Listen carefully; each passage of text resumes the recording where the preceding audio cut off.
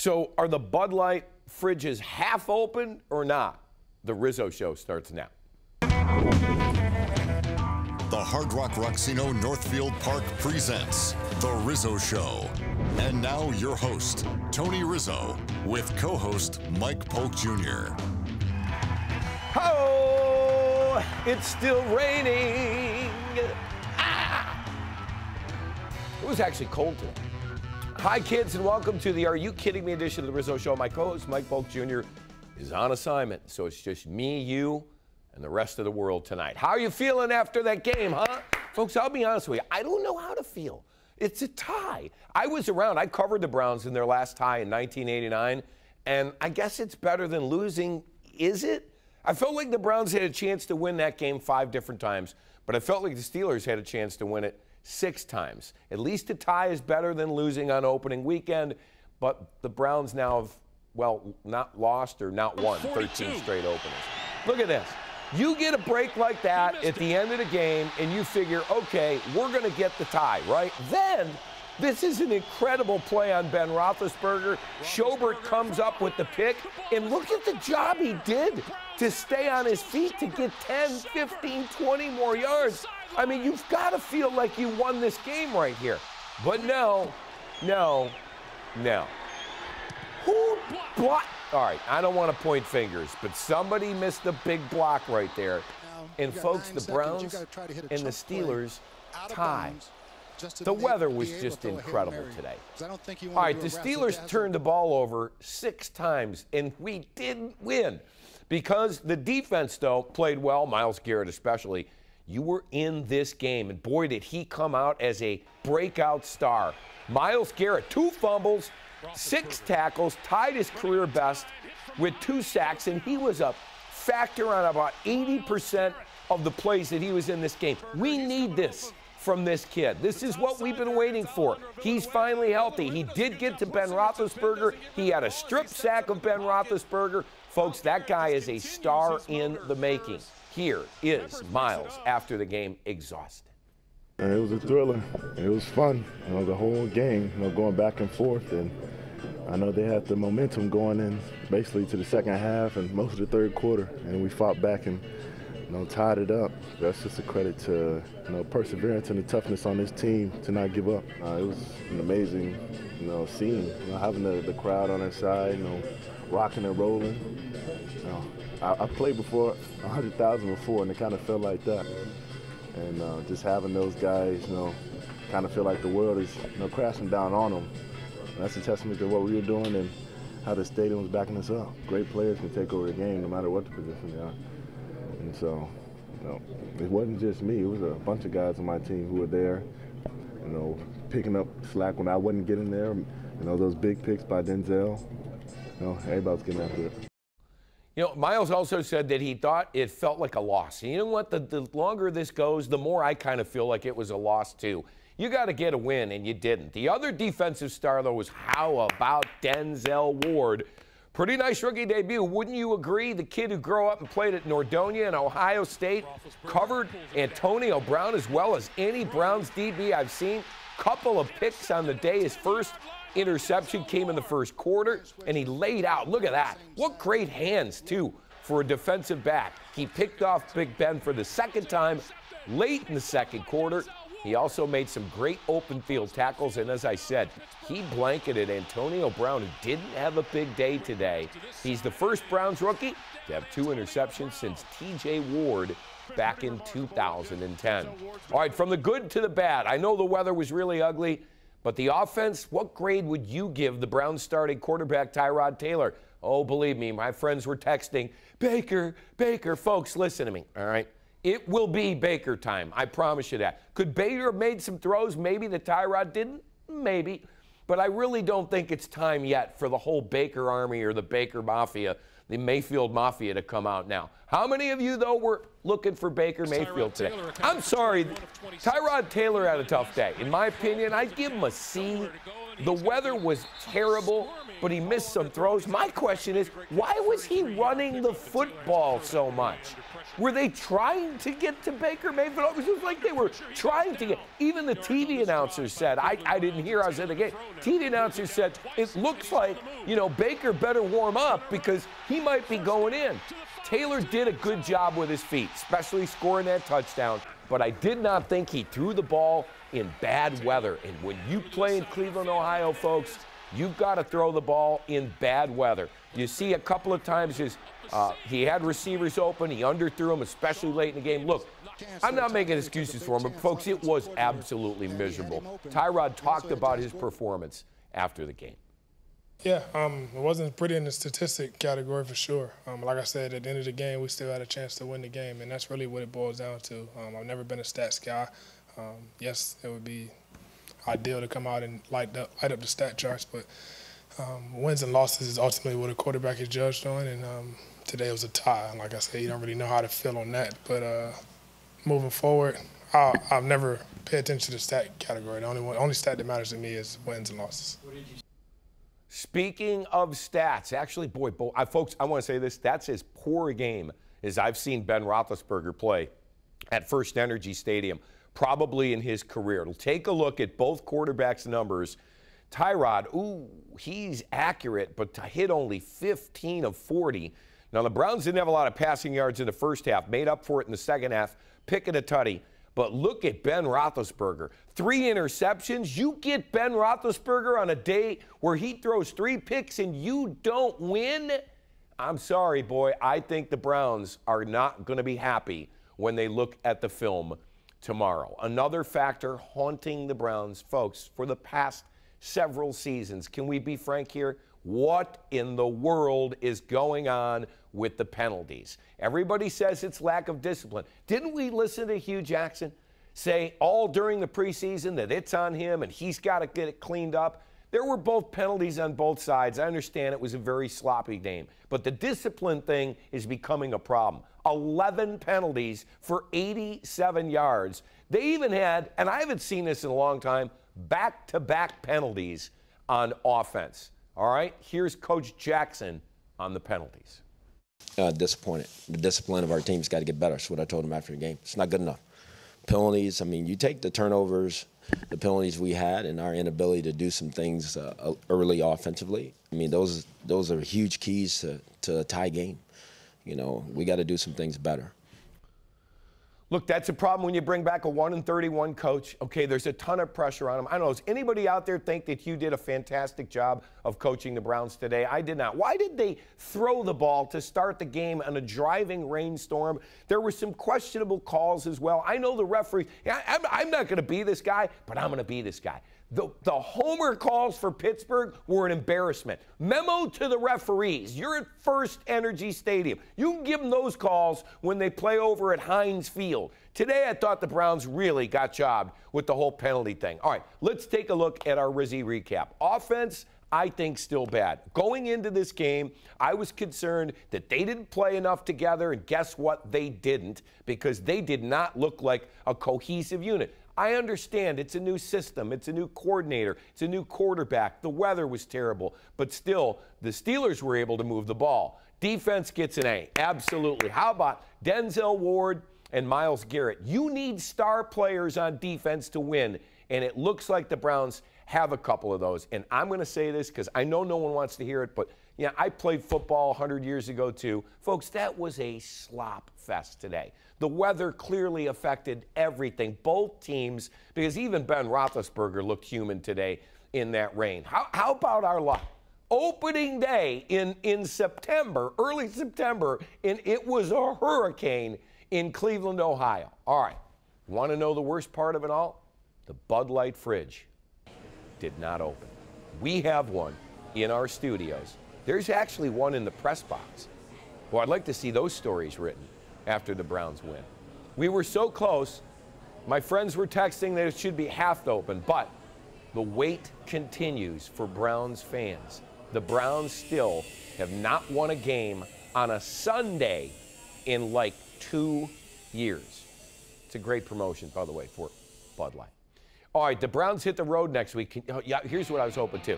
I was hoping New Orleans would lose, and they'd sleep a little bit on the Browns. No, they did lose. I want them to win, so they'd sleep a little bit on the Browns. I've got good news. Tribe fans, stay tuned. The Rizzo Show rolling on after this.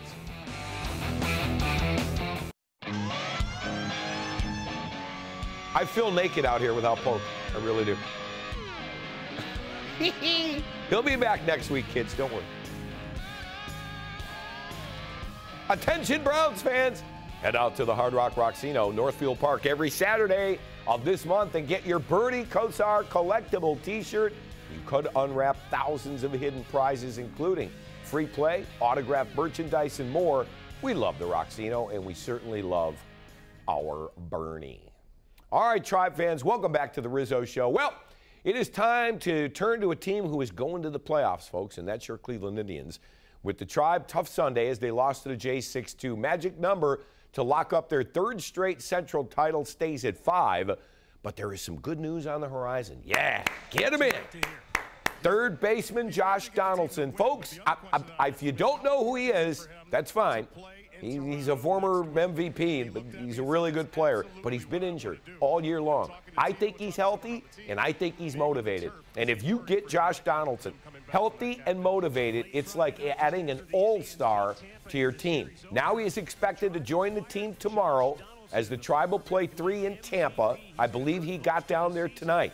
He just finished up 3 rehab games with the Rubber Ducks in AAA Columbus. Josh hasn't played in the majors since May because of a strained left calf, but I do believe he is healthy. One other Indians note, and again, it's good news. The Tribe expected to activate, Andrew Miller tomorrow. I hope he's healthy.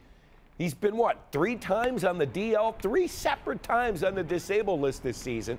Only 27 appearances. Boy, would he look great in the postseason the way he did 2 years ago. They need to get him going before the season ends. The Indians have only 19 games left, and when Andrew is activated, that will give the team 10 relievers for September. Again, health is the key for Miller. From the boys of summer to the women of tennis. Yes, I said tennis on the Rizzo Show. Serena Williams lost the U.S. Open final yesterday.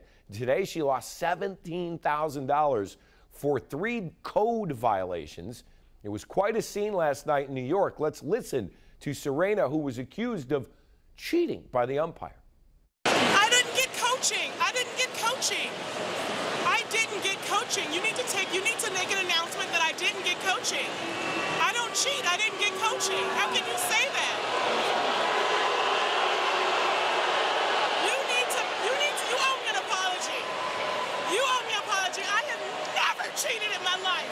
I have a daughter and I stand what's right for her and I've never cheated. And you owe me an apology. You will never do it again. After the outburst, and you know what? She's the greatest women's tennis player of all time and an American. Hard for me to argue with her. Did you see that referee? He was just looking like he just got beat out in high school by his English teacher.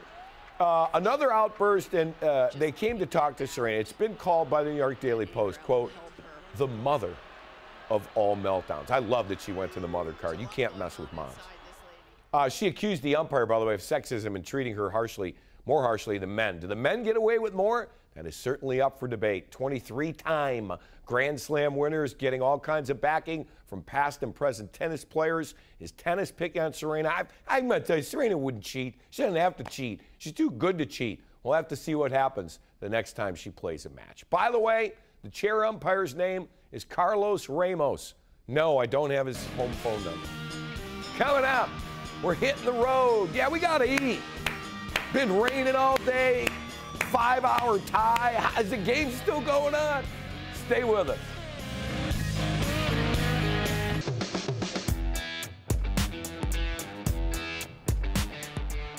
Hey now. Welcome back to the Rizzo Show. Well, what goes great with Browns football? How about a cold beer and some great food?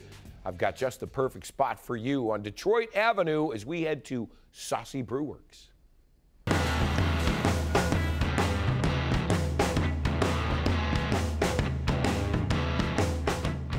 Folks, I know it looks like we're on the Starship Enterprise here, but beam me up. Eric, we actually are. Where'd you get your passion to do beer? This is a long time coming, man. I just caught the bug in college. This brewer came in, started spitting game about it. I'm like, I'm going to learn everything you know and then go up from there. So where'd you learn? I went to brewing school, Siebel. Wow. Institute, Wow. Full time in Germany, brewed in California, brewed over at Buckeye, opened a butcher and the brewer for those guys, and got the chance to own my own, so I said yeah. You know, I worked with your father-in-law for 14 years in the newsroom. Yeah. Folks, this is Bill Martin's son-in-law. He married little Katie Martin. I'm surprised you're still in one piece knowing that guy. I feel great. This is a big success, though. Explain to everybody what you guys do. How many beers you have? We got 12 on now, but we're getting our cans on Monday, well, in a couple days here, so we'll start ripping out 4 core beers and seasonal every quarter. Tell everybody, like, it's like the hottest thing in America right now. People want fresh beer. This is fresh. It's delicious. Cheers. Yeah, it is. Am I allowed to drink this on the air? I hope. Yes, yes, nod yes, John. Medium. Yes, okay. Right, but you guys also do food. We do. And I've heard rave reviews about the food. Yeah, I mean, beer first, and then we have enough food to keep you drinking. That's kind of the idea. But, right. But the food is definitely tasty. I'm sampling the beer. Let's go downstairs and sample some of the food. You ready? Let's do the thing. Let's go.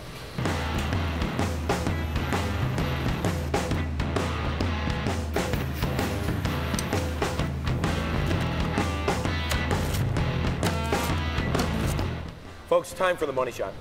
Some people may need a dish. Others may need a fork. Some might even use a napkin. On the Rizzo Show, we use our fingers and our hands. Eric, real quick, this is a poutine pizza. What the hell is that? Well, poutine's fries, but we don't have fries. We don't even have a fryer, so we subbed in the red skin. So all the duck confit, reds, a little bit of the old sweet in there. She's tasty, though. Oh, my God, with the mushrooms, that is phenomenal. And He digs. I love your dough.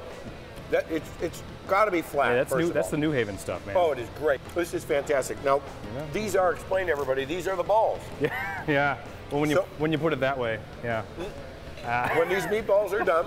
When these meatballs are done, we alert you Tony, your balls are ready. Is that correct? That's true. That's a fact. They gotta be good if they're doing that. Let's see.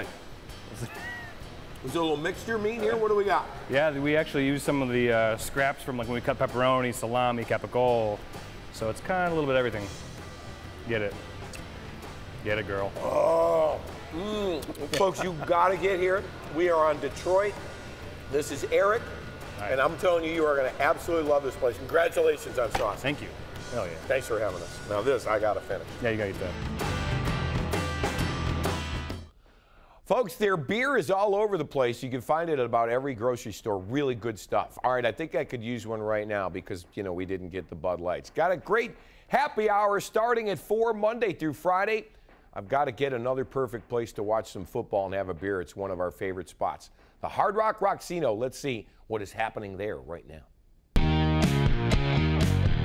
It's Kozar's $300,000 touchdown and T-shirt giveaway at Hard Rock Rocksino. Every Saturday in September, all Rockstar Rewards members get a collectible T-shirt unwrapped to reveal thousands of hidden prizes, including $5,000 cash, free play, food comps, and autographed merchandise all month long. Collect all 5 limited edition Burning Kozar Hard Rock T-shirts. Everyone wins every Saturday at the Rocksino. Try the amazing new Smokehouse menu at Hard Rock Cafe, featuring all your favorite barbecue entrees. From the hickory smoked ribs to a smoked turkey southern salad, you'll be treated to an authentic smokehouse experience. Get ready to sing along to your favorite songs when Matt Johnson and Brian Lasco bring their fun and entertaining piano fiasco to the Club Velvet stage Friday, September 28th and Saturday the 29th. Tickets on sale now. Find your rhythm at the Hard Rock Rocksino Northfield Park, proud entertainment partner of the Cleveland Indians.